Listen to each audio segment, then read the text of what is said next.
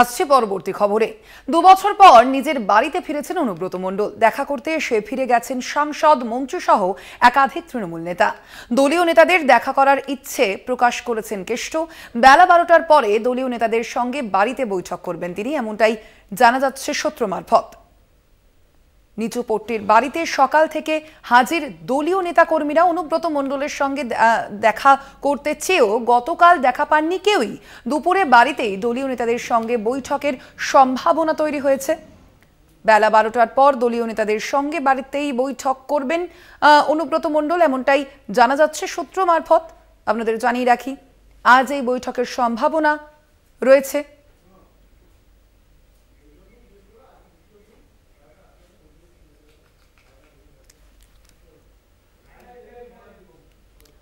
কথা বলবো, সরাসরি রয়েছেন বোলপুর থেকে আমাদের প্রতিনিধি মনাবীর বংশী। মনা, কি জানা যাচ্ছে? আমরা গতকালই কিন্তু দেখেছি যে একাধিক নেতৃত্ব তারা এসেছিলেন অনুব্রত মণ্ডলের সঙ্গে দেখা করতে, কিন্তু তারা দেখা পাননি। সেক্ষেত্রে আজ কাদের সঙ্গে বৈঠকের সম্ভাবনা উঠে আসছে, কারা কারা থাকবেন সেই তালিকায়, কি জানা যাচ্ছে? স্বর্ণালী, তোমাকে প্রথমেই বলে রাখি যে 2 বছর 1 মাস 12 দিন পর এই দীর্ঘ সময়ের পর প্রথম একটি রাত বোলপুরে নিজ বাড়িতে একটি রাত কাটিয়েছেন অনুব্রত মণ্ডল। অর্থাৎ তুমি বুঝতে পারছো যে গতকালকেই তিনি বোলপুরে বীরভূম জেলার মাটিতে পা রেখেছেন 2 বছর পর। তারপর গতকালকে আমরা কি দেখলাম? গতকালকে দিনভর সকাল থেকে আমরা দেখলাম উৎসবের মেজাজ। অনুব্রত বা কেষ্ট অনুগামীরা, তার শুভাকাঙ্ক্ষীরা তার বাড়ির সামনে ভিড় জমিয়েছেন। কোথাও উঠে এলো আবির খেলার ছবি, কোথাও অনুব্রত মণ্ডলের ছবি তুলে নিয়ে তার জয়ের ধ্বনি, এ ধরনের চিত্রগুলো উঠেছিল। তারপরে একটি রাত কিন্তু কেটেছে, আবার নতুন করে সূর্যোদয় হয়েছে অনুব্রত মণ্ডলের জীবনে বীরভূম জেলায়। দেখো, অবশ্যই এই মুহূর্তে দাঁড়িয়ে অনুব্রত মণ্ডলের ছবিগুলো তুমি বুঝতে পারছো যে যে বাড়িটি বিগত 2 বছর ফাঁকা করতো, সেই বাড়িটি আবারও উৎসবের মেজাজ। এখন সেই বাংলার প্রবাদ যে আছে যে গম গম করার শব্দ, সেই পরিবেশ কিন্তু এই মুহূর্তে দাঁড়িয়ে অনুব্রত মণ্ডলের বাড়ির সামনে উঠেছে। আমি অবশ্যই স্বর্ণালী, আমি যেখানে রয়েছি একেবারেই বোলপুরের নিচুপট্টি অনুব্রত মণ্ডলের ঠিক বাড়ির সামনে দাঁড়িয়ে অনুব্রত মণ্ডলের বাড়ি যারা পাহারাদার, অর্থাৎ রাজ্য সরকার তথা বীরভূম জেলা প্রশাসনের যে সমস্ত নিরাপত্তা কর্মী, তারা কিন্তু নিরাপত্তায় রয়েছেন।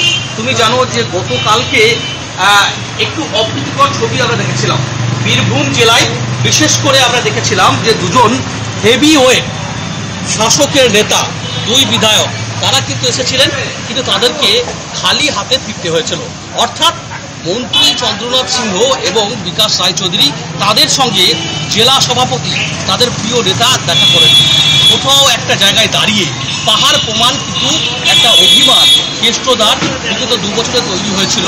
তার তিনি নিজেকে নানান অনুশোচনা করেছেন, অনুতপ্ত হয়েছেন, তিনি নিজেকে ভেবেছেন।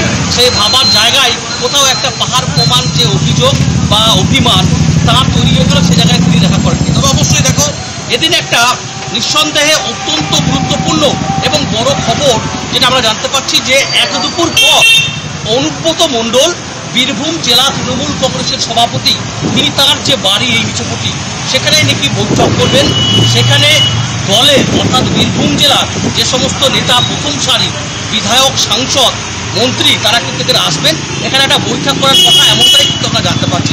তবে অবশ্যই ছবি ঠিক কোন দিকে গড়ায়, কোন দিকে যায়, সেদিকে তো অবশ্যই নজর রাখবে। তবে অবশ্যই দেখো, আজ সকাল থেকে যে ছবি দেখতে পাচ্ছি, কিছুক্ষণ আগেই দুর্গাপুর ব্লকের প্রাক্তন তৃণমূল কংগ্রেসের সভাপতি ভোলা মিত্র কেষ্টদার সঙ্গে দেখা করতে তিনি ফিরে গেলেন। কারণ কেষ্টদা এখনও উঠেছেন, তিনি সকালের যে বাড়ির যে গৃহ কাজ যেগুলো রয়েছে তিনি দৈনন্দিন দিনে সেগুলো তিনি করছেন বলে তিনি দেখা করতে পারেননি। এছাড়াও আরও এক অত্যন্ত ঘনিষ্ঠ আমরা দেখেছিলাম নিমাই দাস, তৃণমূলের নেতা, তাকে দিল্লিতে দেখা গেছিল কেষ্টদার সঙ্গে দেখা করতে। যেদিন কেষ্টদা এলো সেদিনও দেখা গেল, তিনিও এসেছিলেন, তিনি এখানে নিজে থেকে গেলেন, তিনি কিছু জিনিসপত্র দেওয়া ছিল। তবে অবশ্যই এদিনের সারাদিন ছবিটা ঠিক কোন দিকে যায় সেদিকে আমাদের কিন্তু তবে নিঃসন্দেহে এই মুহূর্তে। তবে আপাতত ধন্যবাদ তোমায় মনা। আমাদের সঙ্গে সরাসরি বোলপুর থেকে ছিলেন আমাদের প্রতিনিধি মনাবীর বংশী।